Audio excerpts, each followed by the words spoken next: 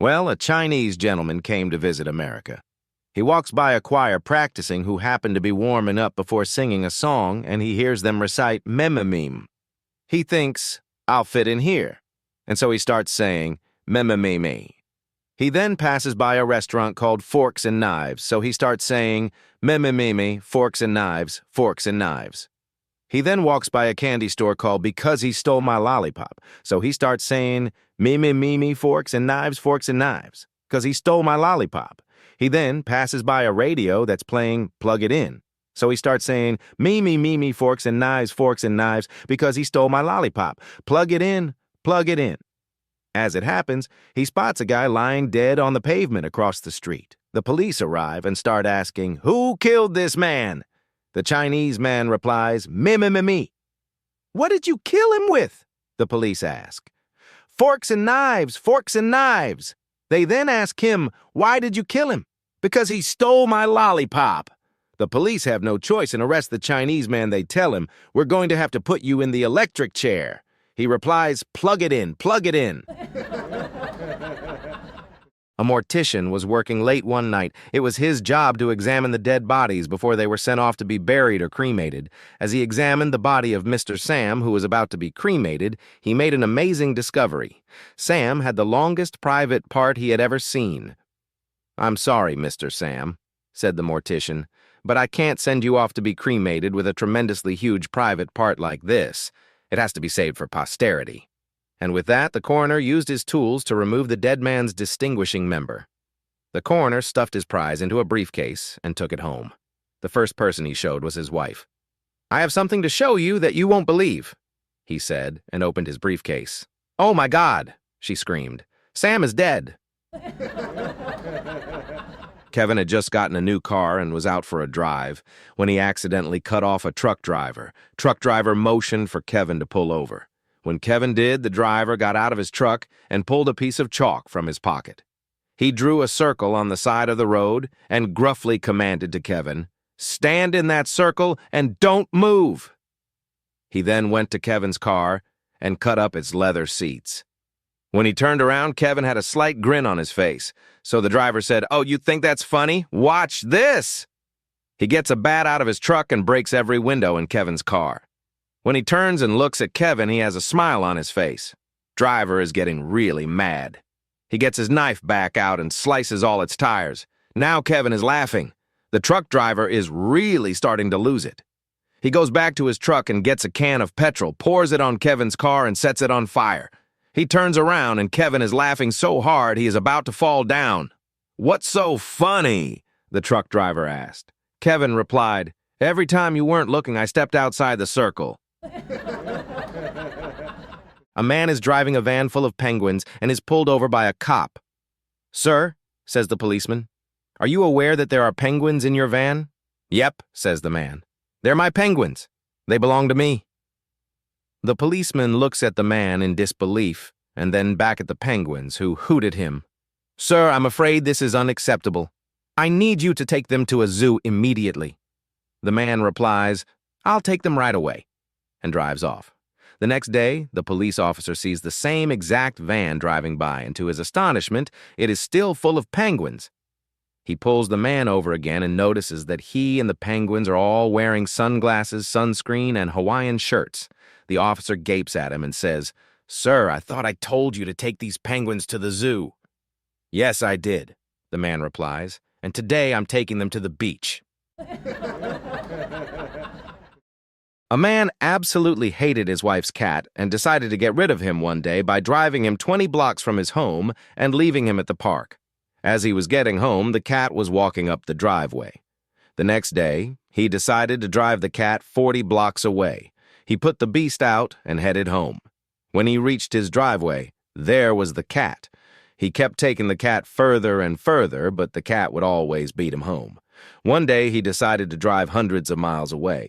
He drove out of town, through the desert, and into the next state until he reached what he thought was a safe distance from his home. He let the cat out and headed back. Hours later, the man calls home to his wife. Jen, is the cat there? Yes, the wife answers. Why do you ask? Put him on the phone, the man replies. I'm lost and need directions. A man stumbles upon a magic lamp. Intrigued by his discovery, he proceeds to rub the lamp, and before his very eyes, a genie appears.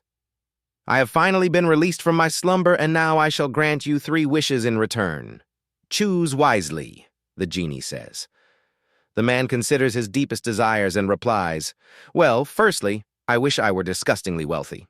Secondly, I wish I had a gigantic house. And finally, I wish I had a beautiful brunette wife.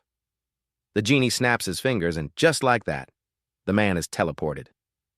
The man wakes up in a magnificent king-size bed. His eyes stroll around the room, where he finds himself surrounded by countless exquisite antiquities and treasures, by the likes of which he has never seen. Suddenly, a gorgeous brunette with a dreamy body and fancy clothes barges into the room and says, "You better get up, Franz. We need to be in Sarajevo by noon." A pretty cool German museum employee told me this one. A man rides his motorcycle down the highway, when suddenly he hears a booming voice which proclaims, "I am God. Since you have been such a devout believer in me, I will grant you 1 wish." The man thinks for a minute and responds, "Well, God, I love to ride my motorcycle, so I wish for a bridge that goes from the coast of California to Hawaii so I can ride over it." God answers, "I will grant this wish, if it's what you truly want. But consider for another moment a less material wish that could benefit all of mankind." The man thinks it over for another minute and says, "Aha, I've got it. I wish for men to be able to understand women, to know what they want and how they feel, and to understand what really goes on in a woman's mind." God was silent for a few moments, then responded, "Did you want 2 lanes or 4 on that bridge?" A man came home from an exhausting day at work, plopped down on the couch in front of the television, and told his wife, "Get me a beer before it starts." The wife sighed and got him a beer. 10 minutes later, he said, "Get me another beer before it starts." She looked cross but fetched another beer and slammed it down next to him. He finished that beer and a few minutes later said, "Quick, get me another beer. It's going to start any minute." The wife was furious. "Is that all you're going to do tonight? Drink beer and sit in front of that TV? You're nothing but a lazy, drunken, fat slob, and furthermore—" The man sighed and said, "It started." A guy is playing golf with his wife. They're on the 12th hole, and the guy slices his tee shot right into the woods. He trudges into the woods and locates his ball. It's in a little clearing, but there is a big barn between him and the green. He takes a good look and says, "Listen, honey, I think if you hold the barn door open, I can hit the ball right through the barn and onto the green." So his wife goes over and holds the door open. The guy takes a 4-iron and whack, hits the ball. The ball hits his wife right between the eyes, killing her instantly. Well, it's a year later, and the guy is on the same golf course with his new wife. They're on the 12th hole, and once again he hits a slice into the woods. Shaking his head with disgust, he heads into the woods. Sure enough, his ball is in about the same spot. Sadly, he takes out a 7-iron and lines up to hit the ball sideways back onto the fairway. Before he can take the shot, his new wife says, "Honey, you know, I think I might be able to hold the barn door open for you. That way you can hit the ball through the barn and onto the green." The guy just shakes his head. "No way, dear," he says. "I tried that last year and ended up with a 9 on the hole." A priest, a doctor, and an engineer were waiting one morning for a particularly slow group of golfers. The engineer fumed. "What's with those guys? We must have been waiting for 15 minutes. The doctor chimed in. "I don't know, but I've never seen such inept golf." The priest said, "Here comes the greenkeeper. Let's have a word with him." He said, "Hello, George. What's wrong with that group ahead of us? They're rather slow, aren't they?" The greenkeeper replied, "Oh, yes. That's a group of blind firemen. They lost their sight saving our clubhouse from a fire last year, so we always let them play for free any time." The group fell silent for a moment. The priest said, "That's so sad. I think I will say a special prayer for them tonight." The doctor said, "Good idea. I'm going to contact my ophthalmologist colleague and see if there's anything he can do for them." The engineer said, "Why can't they play at night?" A businessman went to a golf club he frequented every weekend. When he tried to hire a caddy, the manager told him that they no longer had any to hire. Well then, said the man. "What am I supposed to do without a caddy?"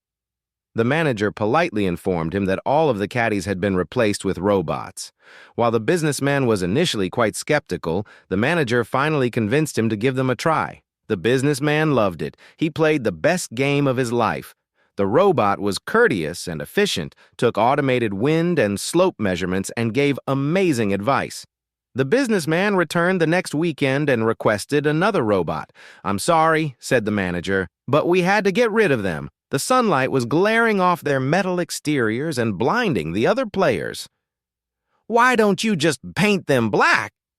"We did," replied the manager, "but then 2 of them robbed the pro shop and the rest didn't show up for work." A man's ship sinks and he finds himself marooned on a deserted island. After 2 months, a beautiful woman in a wetsuit swims ashore.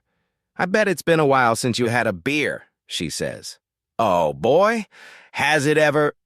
the man replies, and she proceeds to pull an ice-cold beer out of a pocket of the wetsuit and hands it to him.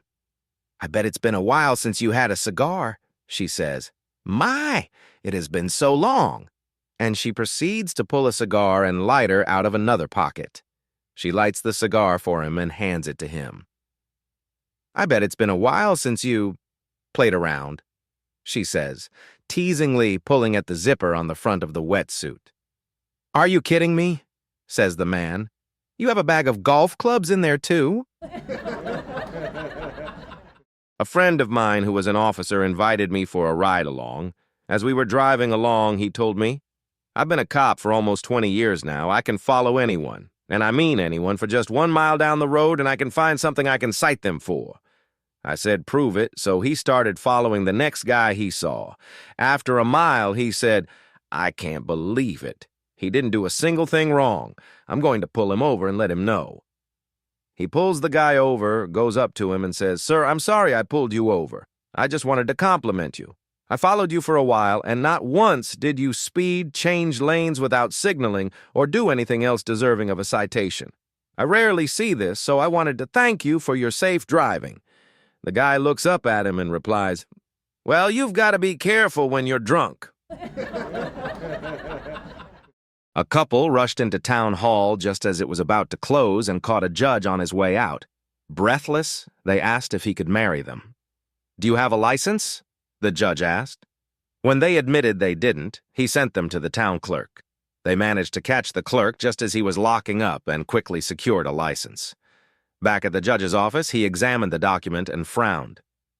"You filled in your names backwards. His where hers should be and vice versa." Flustered, they ran back to the clerk, who issued them a corrected license. But when they returned, the judge noticed another problem. "The date is in the wrong format."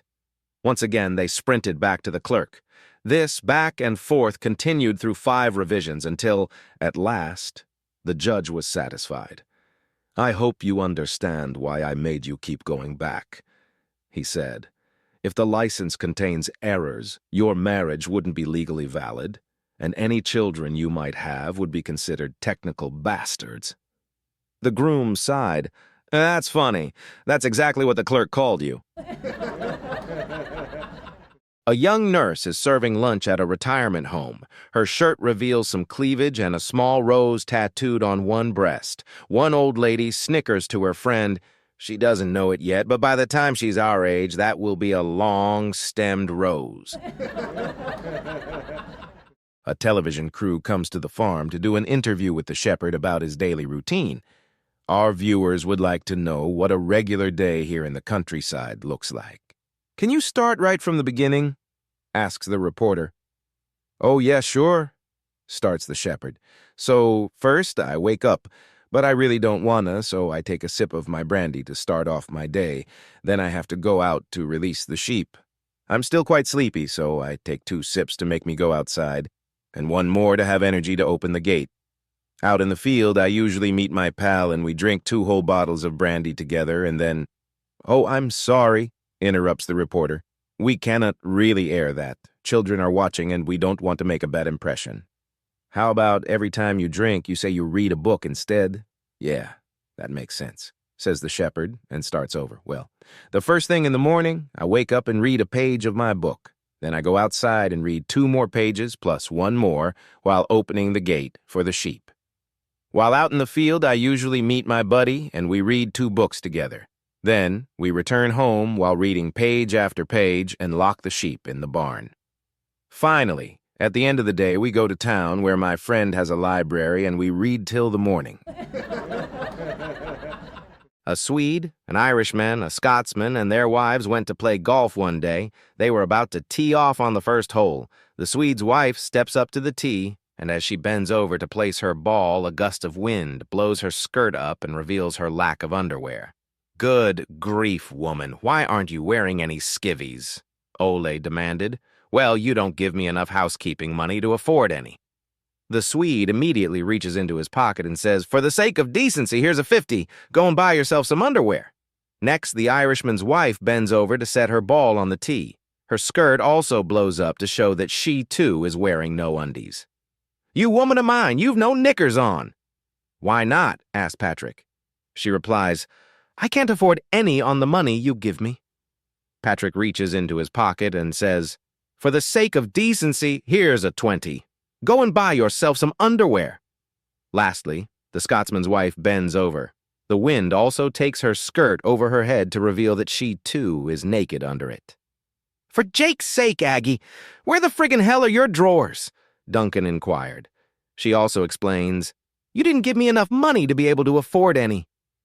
The Scotsman reaches into his pocket and says, "Well, for the love of decency, here's a comb. Tidy yourself up a bit." A father passing by his son's bedroom was astonished to see the bed was nicely made and everything was picked up.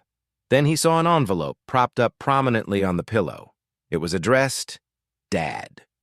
With the worst premonition, he opened the envelope and read the letter with trembling hands. "Dear Dad, it is with great regret and sorrow that I'm writing you. I had to elope with my new girlfriend because I wanted to avoid a scene with Mom and you. I've been finding real passion with Stacy. She is so nice, but I knew you would not approve of her because of all her piercings, tattoos, her tight motorcycle clothes, and because she is so much older than I am. But it's not only the passion, Dad. She's pregnant. Stacy said that we will be very happy. She owns a trailer in the woods and has a stack of firewood for the whole winter. We share a dream of having many more children. Stacy has opened my eyes to the fact that marijuana doesn't really hurt anyone. We'll be growing it for ourselves and trading it with the other people in the commune for all the cocaine and ecstasy we want. In the meantime, we'll pray that science will find a cure for AIDS so that Stacy can get better. She sure deserves it. Don't worry, Dad, I'm 15, and I know how to care for myself. Someday I'm sure we'll be back to visit so you can get to know your many grandchildren. Love, your son, Joshua. P.S. Dad, none of the above is true. I'm over at Jason's house. I just wanted to remind you that there are worse things in life than the school report that's on the kitchen table. Call when it is safe for me to come home. A man goes to a golf course and tells the club pro he's taught a gorilla to play golf. The club pro is understandably skeptical until he glances outside and sees a gorilla holding a golf club. "The way he drives the ball," the man says, mimicking a huge swing. "Just amazing." "I'll believe it when I see it," the pro replies. The man tells the pro, "I'll bet you $50 right now he can beat you." After giving this some thought, the pro decides he could use an easy $50. They shake hands on it, and the 3 of them head out to the first hole together. The pro tees up first. He winds up and drives the ball almost 300 yards down the fairway. He grins briefly as the man sets a tee and ball for the gorilla. The gorilla approaches the ball and swings, launching a missile right down the center of the fairway over 400 yards. The ball lands on the green, 5 yards from the hole. Flabbergasted, the pro is speechless. As they walk down the fairway together, the man says to the pro, "Look, bud, I don't want to waste your time or cause any embarrassment in front of anyone else out here, you know? You want to just slip me the $50 and we'll call it good?" Seeing a painful and shameful loss in his immediate future, the pro reluctantly agrees and forks over the money. As they're leaving, the pro says, "Hey, just since I'm curious, how's his putting?" "Oh." the man says, mimicking a huge swing. Just amazing. An elderly couple was having dinner one evening when the husband reached across the table, took his wife's hand in his, and said, "Martha, soon we will be married 50 years, and there's something I have to know. In all of these 50 years, have you ever been unfaithful to me?" Martha replied, "Well, Henry, I have to be honest with you. Yes, I've been unfaithful to you 3 times during these 50 years, but always for a good reason." Henry was obviously hurt by his wife's confession, but said, "I never suspected. Can you tell me what you mean by good reasons?" Martha said, "The first time was shortly after we were married, and we were about to lose our little house because we couldn't pay the mortgage. Do you remember that one evening I went to see the banker, and the next day he notified you that the loan would be extended?" Henry recalled the visit to the banker and said, "I can forgive you for that. You saved our home, but what about the second time?" Martha asked, "And do you remember when you were so sick, but we didn't have the money to pay for the heart surgery you needed? Well, I went to see your doctor one night, and if you recall, he did the surgery at no charge." "I recall that," said Henry. "And you did it to save my life, so of course I can forgive you for that. Now, tell me about the third time." "All right," Martha said. "So do you remember when you ran for president of your golf club and you needed 73 more votes?" The geography of a woman as she ages, from a friend. Between 18 and 22, a woman is like Africa, half discovered, half wild, fertile, and naturally beautiful. Between 23 and 30, a woman is like Europe, well-developed and open to trade, especially for someone of real value. Between 31 and 35, a woman is like Spain, very hot, relaxed, and convinced of her own beauty. Between 36 and 40, a woman is like Greece, gently aging, but still a warm and desirable place to visit. Between 41 and 50, a woman is like Great Britain, with a glorious and all-conquering past. Between 51 and 60, a woman is like Israel, has been through war, doesn't make the same mistakes twice, and takes care of business. Between 61 and 70, a woman is like Canada, self-preserving, but open to meeting new people. After 70, she becomes Tibetan, wildly beautiful, with a mysterious past and the wisdom of the ages, an adventurous spirit and a thirst for spiritual knowledge. The geography of a man. Between 1 and 100, a man is like North Korea and Russia, ruled by a pair of nuts. A man walks into a bar and asks the bartender, "If I show you a really good trick, will you give me a free drink?" The bartender considers it, then agrees. The man reaches into his pocket and pulls out a tiny rat. He reaches into his other pocket and pulls out a tiny piano. The rat stretches, cracks his knuckles, and proceeds to play the blues. The bartender pours the man a drink on the house, and he puts the rat and piano away.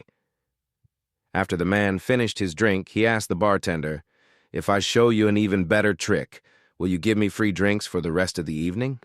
The bartender agrees, thinking that no trick could possibly be better than the first. The man reaches into his pockets again and pulls out the tiny rat and tiny piano. The rat stretches, cracks his knuckles, and proceeds to play the blues. The man reaches into a third pocket and pulls out a small bullfrog who begins to sing along with the rat's music. While the man is enjoying his beverages, a stranger confronts him and offers him $100,000 for the bullfrog. "Sorry," the man replies. "He's not for sale." The stranger increases the offer to $250,000 cash up front. "No," he insists. "He's not for sale." The stranger again increases the offer, this time to $500,000 cash. The man finally agrees and turns the frog over to the stranger in exchange for the money. "Are you insane?" the bartender demanded. "That frog could have been worth millions to you, and you let him go for a mere $500,000. "Don't worry about it," the man answered. "The frog was nothing special. You see, the rat's a ventriloquist." A woman went shopping. At the cash counter, she opened her purse to pay. The cashier noticed a TV remote in her purse. He could not control his curiosity and asked, "Do you always carry your TV remote with you?" She replied, "No, not always, but my husband refused to accompany me shopping today because of a football match, so I took the remote." Moral: accompany and support your wife in her hobbies. The story continues. The cashier laughed and then returned all the items that lady had purchased. Shocked at this act, she asked the cashier what he was doing. He said, "Your husband has blocked your credit card." Moral: always respect the hobbies of your husband. Story continues. Wife took out her husband's credit card from her purse and swiped it. Unfortunately, he didn't block his own card. Moral: don't underestimate the power and wisdom of your wife. Story continues. After swiping, the machine indicated, "Enter the PIN sent to your mobile phone." Moral: when a man tends to lose, the machine is smart enough to save him. Story continues. She smiled to herself and reached out for the mobile, which rang in her purse. It was her husband's phone showing the forwarded SMS. She had taken it with the remote control so he wouldn't call her during her shopping. She bought her items and returned home happily. Moral: don't underestimate a desperate woman. Story continues. On getting home, his car was gone. A note was pasted on the door. Couldn't find the remote. Gone out with the boys to watch the Premiership match. Will be home late. Call me on my phone if you need something. Dawn. He left with the house key, too. Moral: don't try to control your husband. You will always lose. A family is driving on holiday when a frog crosses the road. The husband, who is driving, manages to stop the car in time. He gets out, picks up the frog, and moves it to the side of the road. The frog thanks the man and says, "I will grant you one wish." The man thinks for a moment and says, "Please make my dog win the next dog race." The frog asks to see the dog. The man opens the car door and out limps a three-legged, overweight dog that can barely move. The frog looks at the dog and says, "I'm afraid your wish is nearly impossible. Can you make another wish instead?" The man thinks again and says, "Okay, then please make my wife win the next beauty contest." The frog asks the man to have his wife step out of the car. She gets out and approaches the frog. The frog looks at the wife, then turns back to the man and says, "Could I please take another look at the dog?" A man hears about an incredible new weight loss program that guarantees quick results. His friends rave about it, saying it's the best way to lose 5 pounds fast. Curious, he calls the company and signs up for their 5-day, 5-pound program. The next morning, there's a knock at his door. He opens it to find a stunning, athletic 19-year-old woman wearing nothing but running shoes and a sign around her neck that reads, "If you can catch me, you can have me." Without hesitation, he takes off after her. She's fast, really fast. He huffs and puffs but never catches her. The same thing happens for the next 4 days. By the end of the program, he steps on the scale and, just as promised, he's lost 5 pounds. Excited, he calls the company and upgrades to the 5-day, 10-pound program. The next morning, there's another knock. This time, standing in the doorway is the most breathtaking woman he's ever seen. She's wearing nothing but running shoes and the same sign, "If you can catch me, you can have me." He bolts after her, determined. She's even faster than the last girl, but each day he gets stronger. By the end of the program, he steps on the scale, down another 10 pounds. Feeling unstoppable, he calls the company again. "Sign me up for the 7-day, 25-pound program." The representative hesitates. "Sir, this is our most intense program. Are you absolutely sure?" "Bring it on," he says.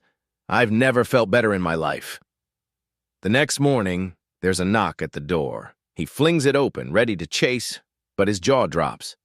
Standing there is a massive, muscle-bound man wearing nothing but pink running shoes and a sign around his neck that reads, "If I catch you, you're mine." The guy lost 25 pounds in 3 days. For years, 4 guys have been going on the same annual fishing trip. A few days before their departure, John's wife puts her foot down. "That's it, John, you're not going this year." His buddies are disappointed, but what can they do? 2 days later, the 3 arrive at the campsite, only to find John already there. His tent is set up, firewood stacked, dinner sizzling over the fire, and he's kicked back with a cold beer. "John, how the heck did you get here, and how did you convince your wife to let you go?" John takes a sip of his beer and grins. Well, last night I was just sitting in my recliner when my wife came up behind me, covered my eyes, and said, "Guess who?" I pulled her hands away, and there she was, in a sexy nightie. She took my hand, led me to the bedroom, candles everywhere, rose petals on the bed, looked like something straight out of a movie. Then I saw handcuffs and ropes laid out on the bed. She smiled and said, "Tie me up and do whatever you want." John takes another sip. So here I am. Days.